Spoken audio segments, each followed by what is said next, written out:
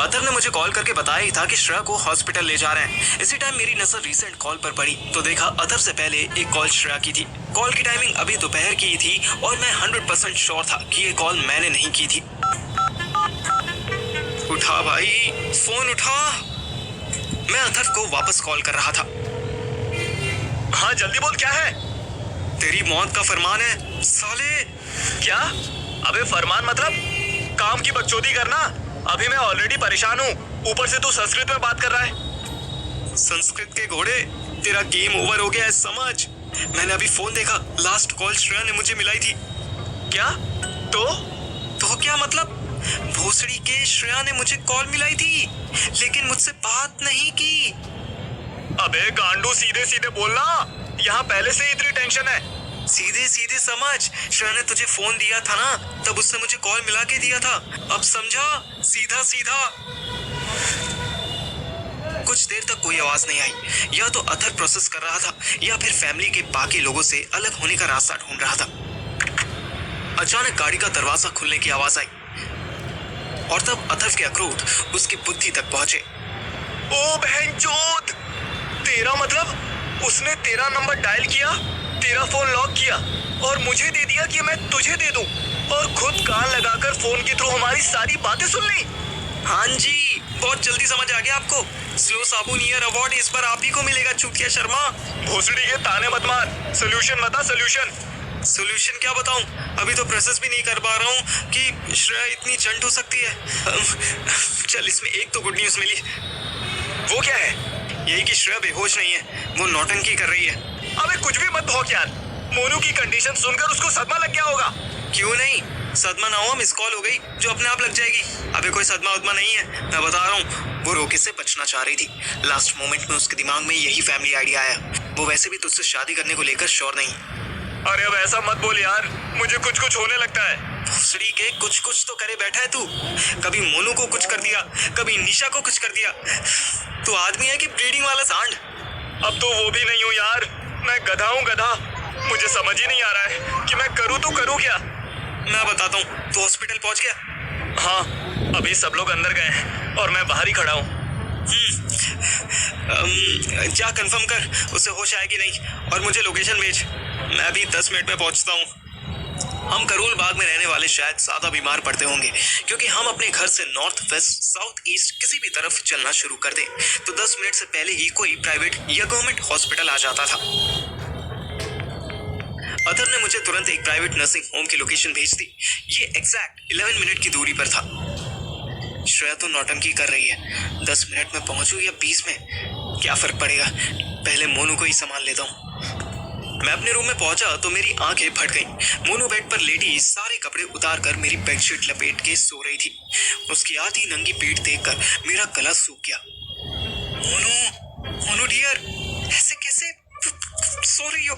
मतलब उसकी ब्रा बेड के नीचे पड़ी थी। मैंने उठाई।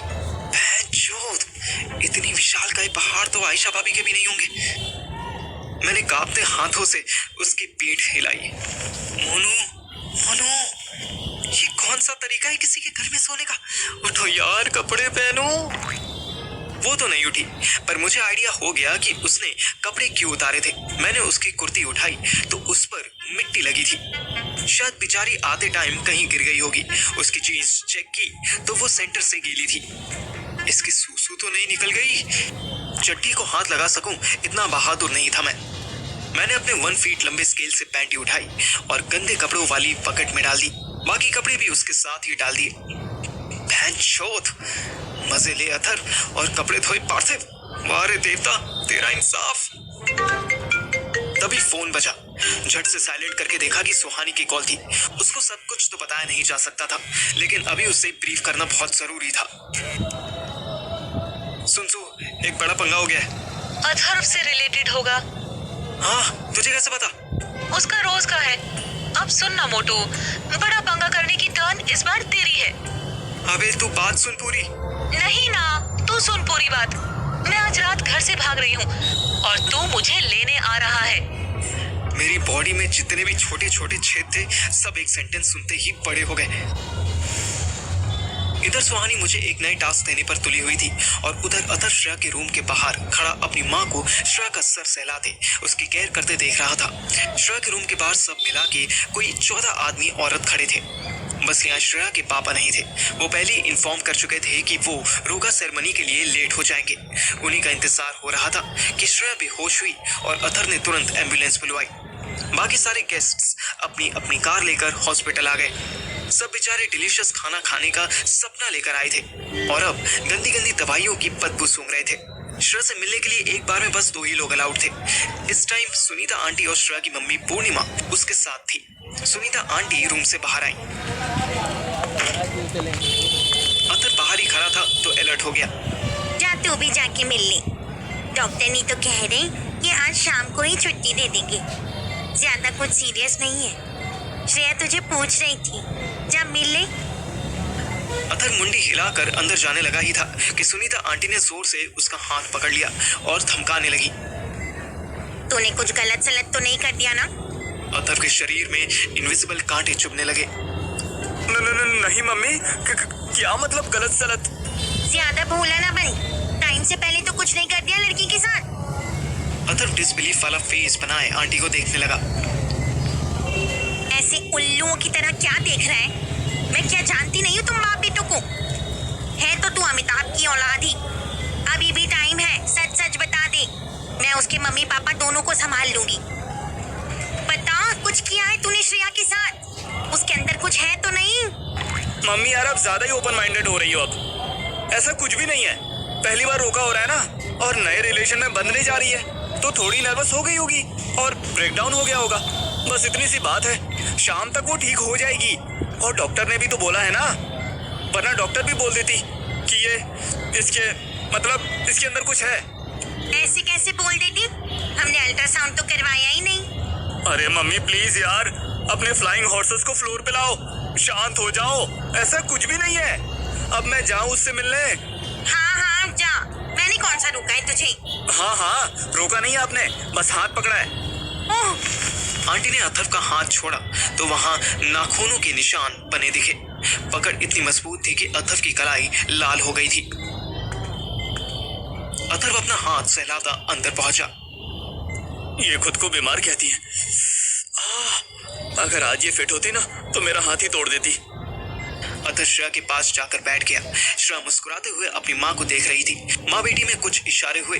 पूर्णिमा आंटी उसके सर पे हाथ फेरती और अथर्व को फेक स्माइल पास करती उठ के चली गई। रूम में अथर्व और श्रेया ही रह गए। ये क्या हो गया मेरी श्रेयू? क्या हाल बना लिया तुमने? श्रेयू मुझे सिर्फ पार्थिव बुलाता है, तुम्हें कॉपी करने की जरूरत नहीं है। अथर्व ने मन ही मन सोचा कि श्रेया को फिल्मों में काम करना चाहिए था। अभी 30 सेकंड पहले तक जब श्रेया की मम्मी बेड की दूसरी साइड बैठी थी तब श्रेया के मुंह से आवाज भी नहीं निकल रही थी। उसका चेहरा तो अभी भी मुरझाया हुआ लग रहा था। लेकिन अब देखो, अथर्व को डांटने के लिए लड़की पता नहीं किस पावर प्लांट से एनर्जी खींच लाई थी। वैसे तो अथर्व समझ रहा था कि श्रेया क्यों इतनी रूड बिहेव कर रही थी, फिर भी वो अपने मुंह से अपनी चोरी नहीं बताना चाहता था। अरे बेबी, ऐसे क्यों बात कर रही हो? कुछ हुआ है क्या? यस, हुआ नहीं, हुई है। श्रेया की ये आदत मुझे बहुत अच्छी लगती थी। अभी यहाँ पर सुहानी होती तो वो इतने ड्रामे करती। अगर सुहानी से पूछ लो कि बेबी कुछ हुआ है क्या, तो वो काउंटर क्वेश्चन करती थी, क्यों तुम्हें नहीं पता? हाँ, हुआ है और तुम्हें पता है। बस मुझे एक बात समझ नहीं आ रही। क्या बेबी, मुझसे पूछो ना। कि तुम मेरे साथ सेक्स करने के लिए कॉन्डम ढूंढते फिरते थे, बाहर जलंधर में रैंडम लड़कियों के साथ बिना प्रोटेक्शन के इंटीमेट हो रहे थे। ऐसे तो और भी लड़कियां होंगी जो बेचारी बेबी बम्प लेकर अगले 7-8 महीने तक आती रहेंगी। कितना कॉमिक सीन होगा सोचो। यहाँ हम रोका कर रहे थे तो एक ट्रांस लड़की आकर बोल दी कि तुम उसके बच्चे के बाप हो। हम शादी कर रहे हो और तब कोई पेट का पॉट बनाकर आ जाए और कहे, लो जी अथर्व जी, इस पाप के बाप आप हैं। सी, पार्थिव के साथ रहते रहते मैं भी पार्थिव की तरह बोलने लगी। अथर्व शर्मिंदा होकर मुंह झुकाए बैठा था। Look at me. Face down करके क्या होगा? कुछ बोलो, जस्टिफाई करो अपने सिंफुल एक्ट को, या पार्थिव को बुलाओगे क्योंकि तुम्हारा लॉयर तो वही है। बोलो, स्पीक अप यू। क्या बोलूं यार, जब भी कुछ ठीक करने की कोशिश करता हूँ ना, कोई ना कोई भसड़ हो ही जाती है। क्या बोलूं, क्या करूं, मुझे कुछ समझ में नहीं आता है। You know what? I hate those men who cover their mistakes. Ask for sympathy. Anyways, तुम्हारी जैसी हरकत है, उसके बाद तुमसे शादी करना तो दूर, तुम्हारी फ्रेंड बनने से पहले भी कोई 10 बार सोचेगा. But I am giving you a chance. अतर ने उम्मीद से उसकी तरफ देखा. Tell Sunita aunty about Monu and मेरी मॉम को भी बताओ कि तुमसे क्या मिस्टेक हुई है. अगर तुमने कह दिया तो मैं तुमसे शादी कर लूं. श्रेया ने अथर्व के पीछे देखा. सुनीता आंटी वहीं खड़ी हुई थी.